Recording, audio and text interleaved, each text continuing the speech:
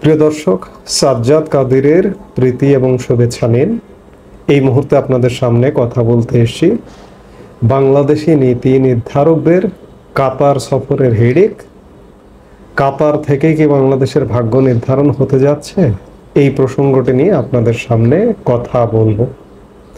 রহস্যজনক কাতার যদি বলি শিরোনামটা খুব সংক্ষেপে, সেটিও ভুল হবে না। তার আগে দেখে নেওয়া উচিত বা জানা উচিত কাতার আজ থেকে শতবর্ষ আগেও কাতার আসলে ছিল জেলেদের এবং মুক্তা চাষীদের দেশ। গত শতকের 40-এর দশকের পর থেকে কাতারে যখন থেকে তেল আবিষ্কৃত হলো এবং পরবর্তীতে গ্যাস আবিষ্কৃত হলো, কাতারের অর্থনীতি হু হু করে উপরের দিকে উঠে গেল। এবং কাতারকে যদি বলেন যে এটি একটি প্রাইভেট কোম্পানি, তাহলে ভুল হবে না। এটিকে দেশ বললে আসলে ভুল হয়, কারণ কাতারে কোনো গণতন্ত্র নেই, কাতারে কোনো নির্বাচন নেই। কাতারে কোনো দিন নির্বাচনের কথা শুনেছেন? শোনেননি। মধ্যপ্রাচ্যের তেল গ্যাস সমৃদ্ধ একটি দেশ এবং পৃথিবীর অন্যতম একটি ধনী দেশ। এটি মার্কিন যুক্তরাষ্ট্রের অত্যন্ত ঘনিষ্ঠতম বন্ধু। মার্কিন যুক্তরাষ্ট্রের মধ্যপ্রাচ্যে যতগুলো সামরিক ঘাঁটি আছে, কাতারে সবচেয়ে বড় সামরিক ঘাঁটিটি হচ্ছে কাতারের। কাতার এই ধরনের দেশ, এখানে গণতন্ত্রের চর্চা করার প্রয়োজন হয় না। অন্যকে লিজ দেয় নিজের ভূমি দিয়ে, তারা একটা প্রাইভেট কোম্পানির মতো চালায় একটি দেশ। এই দেশটি হচ্ছে কাতার। সাম্প্রতিক সময়ে বাংলাদেশের নীতি নির্ধারকদের কাতার সফরের হিড়িক শুরু হয়ে গেছে। খেয়াল করে দেখুন, এপ্রিলের শেষ সপ্তাহে 4 দিনের সফরে গিয়েছিলেন প্রধান উপদেষ্টা ডক্টর মোহাম্মদ ইউনূস। মের প্রথম সপ্তাহে সেনাপ্রধান জেনারেল ওয়াকারুজ্জামান 3 দিনের সফরে গিয়েছিলেন কাতারে। মধ্য মেতে মার্কিন প্রেসিডেন্ট ডোনাল্ড ট্রাম্প কাতার সফরে এসেছিলেন।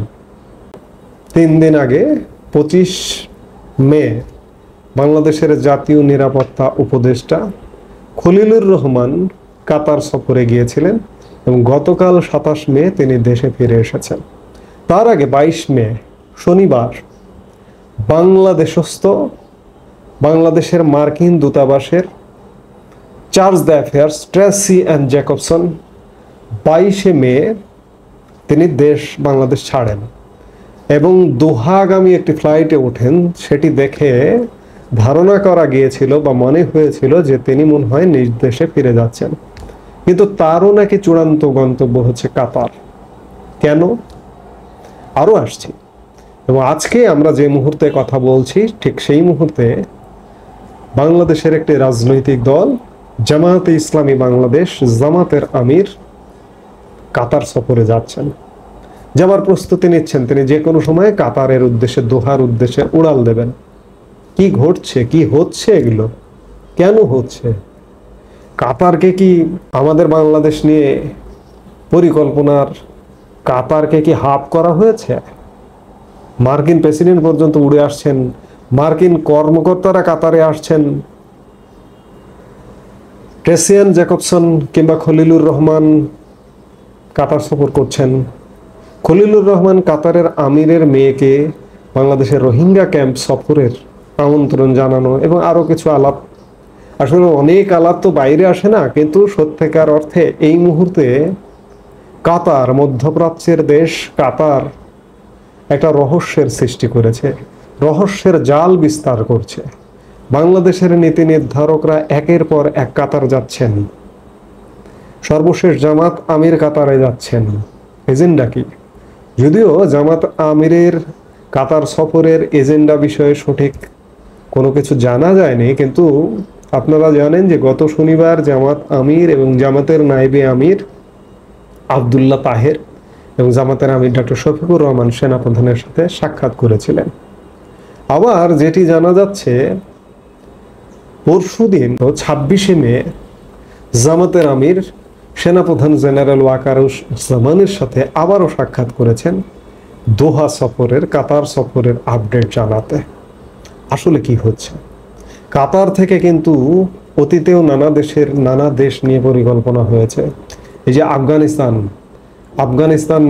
আফগানিস্তানে যখন মার্কিন সেনা প্রত্যাহার হলো সেই সময় আগে পরে সেখান থেকে পরিকল্পনা হয়েছে, কাতার থেকে। কাতার ছিল আলোচনার মূল কেন্দ্রবিন্দু। এবং এই যে ইসরায়েল প্যালেস্টাইন যে যুদ্ধ, সেখানকার ব্যাপারেও কাতারে কিন্তু আলোচনার হাব ছিল। কাতার হচ্ছে ন্যাটোভুক্ত দেশগুলোর বাইরে মার্কিন যুক্তরাষ্ট্র কাতারকে সবচেয়ে ঘনিষ্ঠতম বন্ধু হিসেবে কাউন্ট করে এবং কাতারকে কেন্দ্র করে আসলে অনেক কিছু ঘটায় মার্কিন যুক্তরাষ্ট্র। আপনারা জানেন যে বাংলাদেশে মার্কিন ডিপ স্টেট পরিকল্পনা, আপনারা জানেন বাংলাদেশে মিয়ানমার রাখাইন রাজ্যে করিডোর পরিকল্পনা।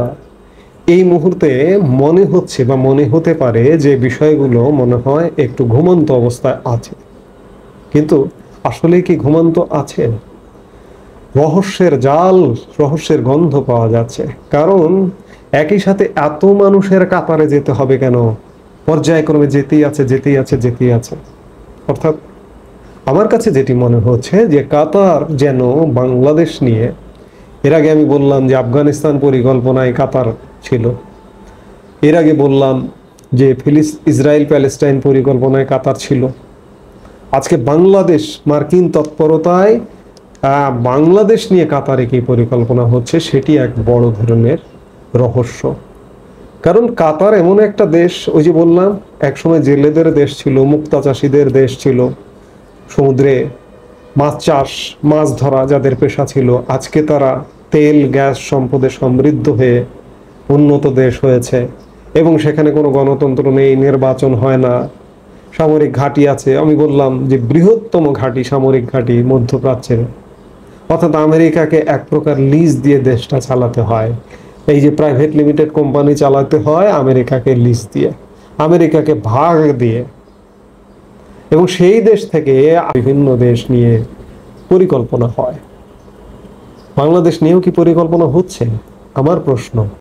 এই যে জামাতের আমির আজকে যে যাচ্ছেন, তার আলাপের এজেন্ডা কি? তিনি কার সাথে সাক্ষাৎ করবেন কি জানি না, কিন্তু তিনি যে দোহায় যাচ্ছেন এটি এক প্রকার নিশ্চিত। বাংলাদেশে এতগুলো রাজনৈতিক দল আছে, বিএনপি আছে প্রধান বড় রাজনৈতিক দল। বিএনপি তো এখন কোনো নীতি নির্ধারণেই নেই মনে হচ্ছে অবস্থা দৃষ্টে। সেই জায়গা থেকে জামাত আমির যাচ্ছেন, সবকিছু মিলে সত্যিকার অর্থে এক অপার রহস্য এবং বিষয়খানা রহস্যজনক। এখনো পর্যন্ত ডিপ স্টেট পরিকল্পনা থেমে যায়নি, পুরোপুরি পরিকল্পনা হচ্ছেই, নতুন নতুন পরিকল্পনা আসছে। এখনো পর্যন্ত করিডোর পরিকল্পনা থেমে যায়নি, নতুন নতুন পরিকল্পনার জন্যই, নতুন নতুন আলাপ আলোচনার জন্যই কাতারকে বাংলাদেশের নীতি নির্ধারকদের হাব করা হয়েছে।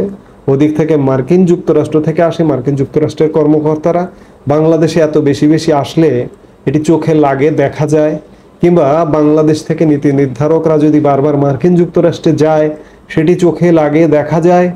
অন্যান্য দেশ, পৃথিবীর অন্যান্য মার্কিন প্রতিপক্ষ যারা আছে তারা দেখে ফেলে, বুঝে ফেলে। আমি জানি না কাতারে বাংলাদেশ নিয়ে কি ষড়যন্ত্র হচ্ছে। এগুলো দেখতে হলে, জানতে হলে, বুঝতে হলে আমাদের অপেক্ষা করতে হবে এবং দেখতে হবে। এছাড়া আমাদের উপায় নেই। এই মুহূর্তে আলাপটা শেষ করতে চাইছি। আপনারা সবাই ভালো থাকুন, সুস্থ থাকুন, চারপাশে খেয়াল রাখুন। আমাদের ভিডিওগুলো নিয়মিত পেতে সাবস্ক্রাইব করুন Sajjad Kadir and the legends YouTube channel এবং লাইক, কমেন্ট, শেয়ার করে সাথে থাকুন।